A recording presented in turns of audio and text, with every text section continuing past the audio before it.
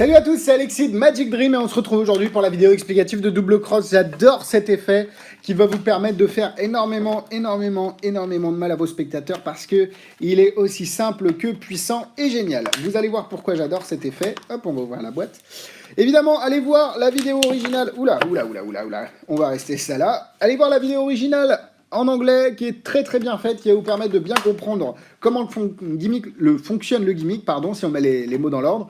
Mais cette vidéo en français n'est pas là pour la remplacer, elle est juste là pour vous donner une première explication du gimmick, et puis comme ça, vous pouvez directement l'utiliser. Alors, comment fonctionne Double Cross? Vous avez reçu un petit container ici avec de la pâte à fixe noire, tout simplement. Et ici, vous avez un stylo qui est séparé en son centre. Vous le sentez, il y a la petite jointure. Ici, vous avez une cartouche d'encre normale de Sharpie, n'importe laquelle. Là, vous avez, hop, si on ouvre le petit tampon avec la petite croix. Donc, oula. Alors, faites attention à ne pas le perdre et à ne pas l'abîmer. Et si vous tamponnez, vous avez la petite croix sur la main. D'accord? Donc, voilà. Hop, on va le reposer. Il est plus simple de l'utiliser avec la petite patte. Ici, de ce côté-là, vous avez une cartouche d'encre spéciale qui vous permet de, quand vous l'écrivez ici, avec un peu de salive sur le doigt, hop, vous mettez le doigt dessus et juste en frottant, en tournant légèrement grâce à la salive, vous allez pouvoir faire disparaître l'encre. Voilà, c'est de l'encre que vous pouvez racheter évidemment si jamais vous n'en avez plus, mais si vous faites que des petites croix, vous avez assez d'encre pour longtemps. La préparation se fait comme celle-là, comme ceci. Hop, on va récupérer un petit peu de pâte. J'en prends la moitié généralement. Alors, cette pâte-là, je vous conseille de l'enlever à chaque fois que vous faites le tour, parce que sinon, elle va venir salir vos affaires, salir le gimmick. Donc, c'est pas ce qu'on veut. Hop, on va remettre peut-être un peu plus. Ou alors, on va tout mettre pour l'explication, mais normalement, il n'y a pas besoin de tout mettre. Vous faites un petit volcan, un petit dôme dessus. Voilà, un petit chapeau. Ce que vous allez faire, c'est que dans un premier temps, ça on n'en a plus besoin pour l'instant, vous arrivez avec votre stylo et vous demandez au spectateur s'il est droitier ou gaucher. Pendant ce temps-là, moi je suis droitier, donc je vais vous montrer comme je le fais.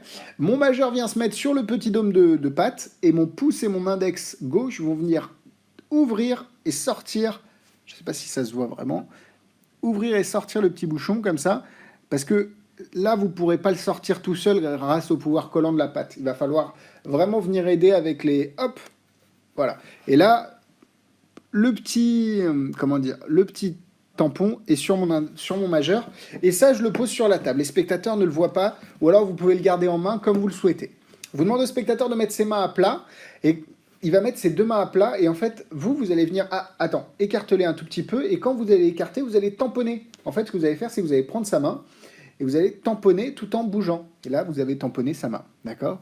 Alors... Ne vous inquiétez pas, il ne va rien sentir parce qu'il ne sait pas ce qui va se passer. C'est vraiment très important. J'ai beaucoup de gens qui me disent « Ouais, mais j'ai l'impression qu'il va sentir le tampon. » Rien du tout. Il ne sentira rien du tout. C'est juste que vous pensez qu'il va sentir parce que vous le savez, mais lui ne sait même pas ce qui va se passer. Donc ça, rien à faire.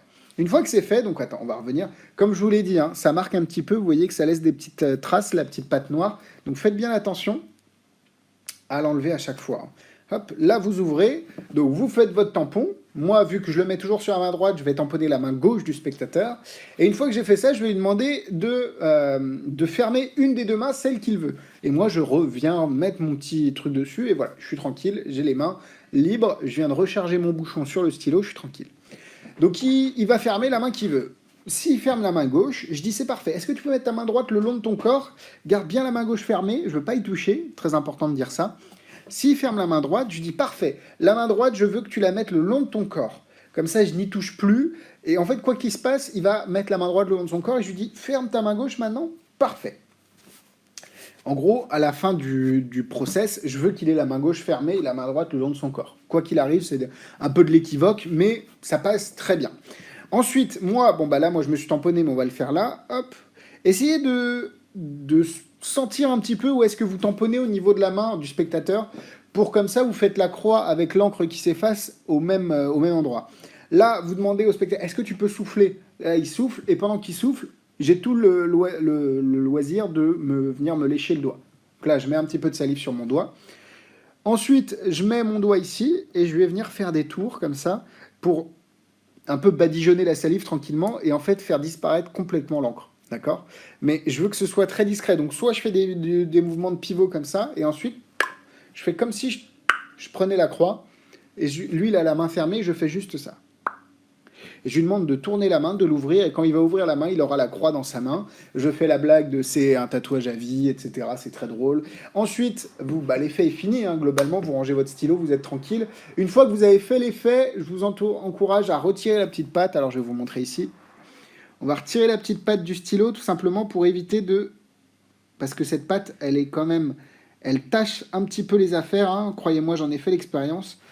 On retire la petite patte. Je pense qu'on n'a plus de résidus ici. On est pas mal. On refait une petite boule avec la petite patte et on vient la mettre, hop, dans le petit container. Clac. Et ça, je vous conseille de le garder avec vous pendant que vous faites de la magie parce que ça va vous permettre d'avoir un produit toujours propre, nickel, et pouvoir refaire le tour à chaque fois que vous souhaitez le faire. Donc voilà, ça peut être intéressant de garder ce petit accessoire.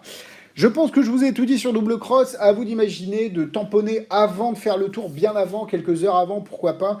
À vous d'imaginer un peu tout ce que vous pouvez faire avec cet effet. Essayez-le en vrai, vous allez voir que c'est très puissant et que les spectateurs sont assez incroyablement surpris par cet effet, bien qu'il soit très simple. Donc ne sous-estimez pas Double Cross, c'est un excellent effet. Et puis moi je vous dis bon courage, bon entraînement, bonne magie, et à bientôt sur Magic Dream.